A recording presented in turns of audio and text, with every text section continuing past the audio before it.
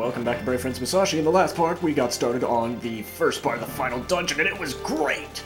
Now we're going to be starting the second part of the soda fountain. So, as you can see, this is our new little gimmick. These dolls that transform and have different faces on them after they transform, and I'm actually just kind of rambling on at the moment because I think it sounds cool. Anywho, the second part of the soda fountain is a maze. As you can see, we have one door there with the Fire Scrolls picture on it, and another one here with the Earth Scrolls picture on it.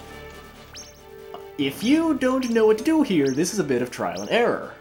Because that calendar that we got from the mayor such a long time ago, well, here we have it. This is its use. The order on the calendar is how you get through this maze.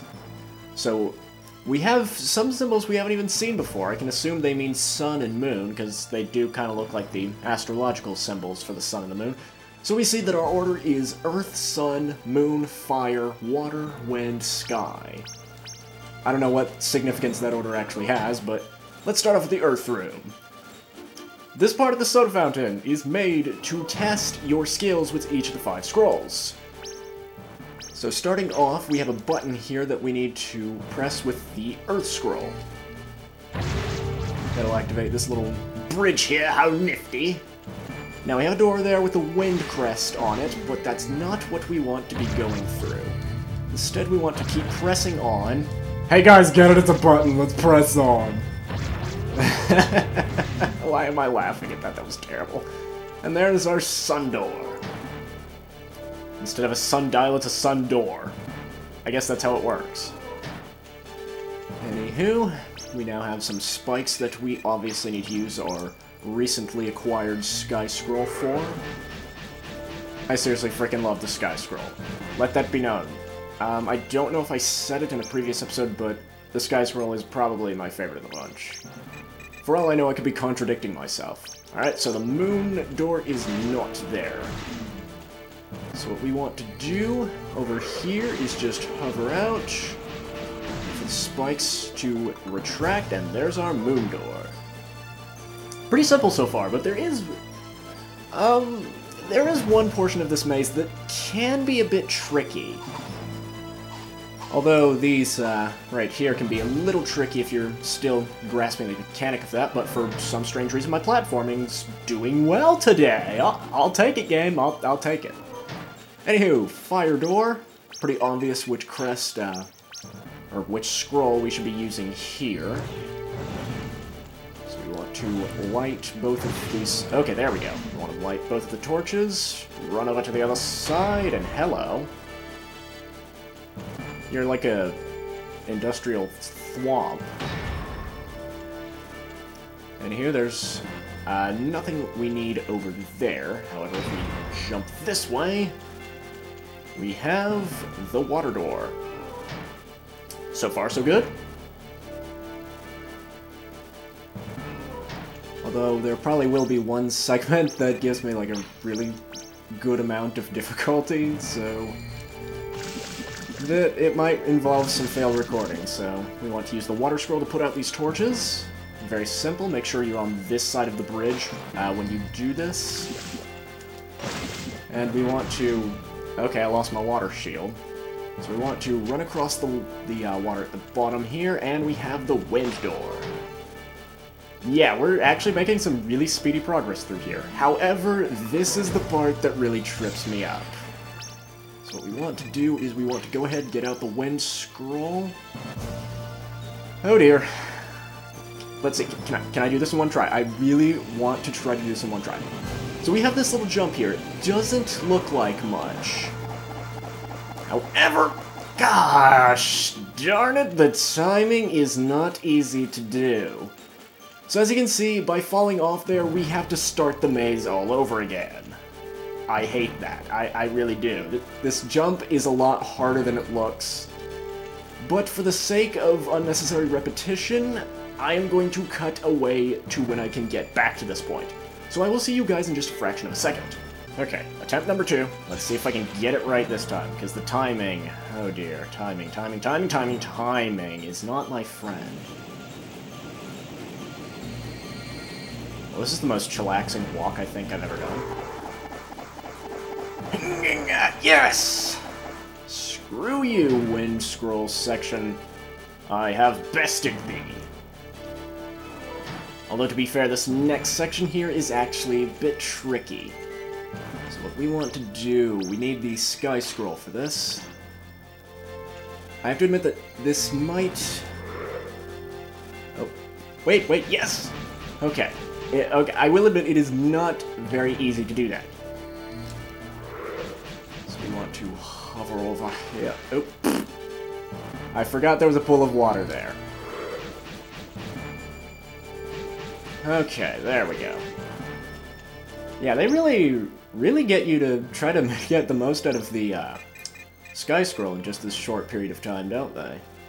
Now, there is another boss through this door. I don't know if I want to use an EX drink or not, because the next boss is actually pretty easy. Or at least easy compared to Ben. Now, see how I do. Onward to the next boss!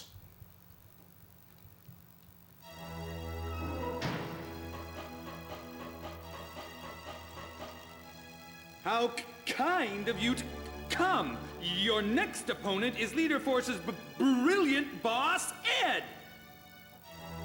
Huh? So you're their leader? You're looking at him. I may be small, but you can't defeat me like you did Ben. I must thank you before you go to your grave. What do you mean? You will be put away by me. Then I can give Lumina to Capricola and be promoted and live happily ever after. Yeah, you wish! You're gonna burn for what you tried to do to the village! We'll see about that. Enough chit-chatting. Better say your prayers! Alright, so Ed. A little more simplistic than... I love how I get hit the first instance I say it's a little more simplistic. Okay, so Ed is a lot more straightforward than Ben. He only has 2 attacks in his arsenal. He'll throw these bouncing balls, and they will explode into... Okay, I really need to heal. Oh, wow. What part of me thought it was a good idea not to use one of these? So anyways, he'll switch between these 2 attacks. This laser, which for some odd reason is a little trickier to avoid than I honestly remember it being. And then throwing these bombs, which as I've mentioned, have a 8-way explosion. And seriously, why are your attacks harder to avoid than I remember them being? Right, seriously, you're supposed to be the easiest member of Leader's Force. And wow, Lumina is like not touching you.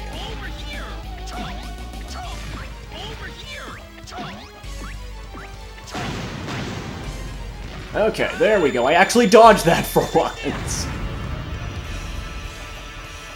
Okay. The acceleration, or rather deceleration, on that laser of yours is rather pitiful, Ed. Come on, Ed. Okay. Oh, okay, that one was a bit close. I don't know, I'll have to look at the action replay, or...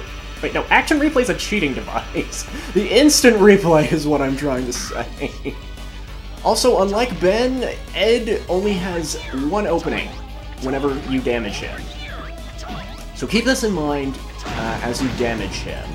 And wow, that was pathetic. Okay, I'm sorry, Ed. I didn't mean to call your attack pattern pathetic. Ah!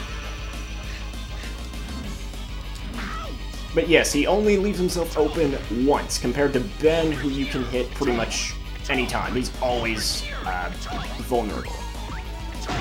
So I guess that kinda makes Ed a little bit harder, but it just makes the fight a little more time-consuming, not really harder, and my gosh, could I suck any more at this? I was doing fairly well for a while, but I just had to open my mouth because, you know, Let's Playing is an art. It's not easy to do. Alright. Okay. Oh, yes! Wow, that was actually... That's beast moding it. And that's not beast moding it. And this is failing even more, because I only have one healing item and then my S revive.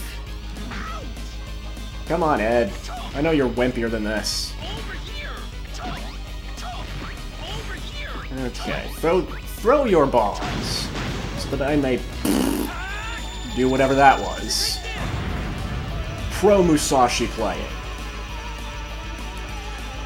Pro Musashi playing by the Kitsune Hawk, author of How to Physics.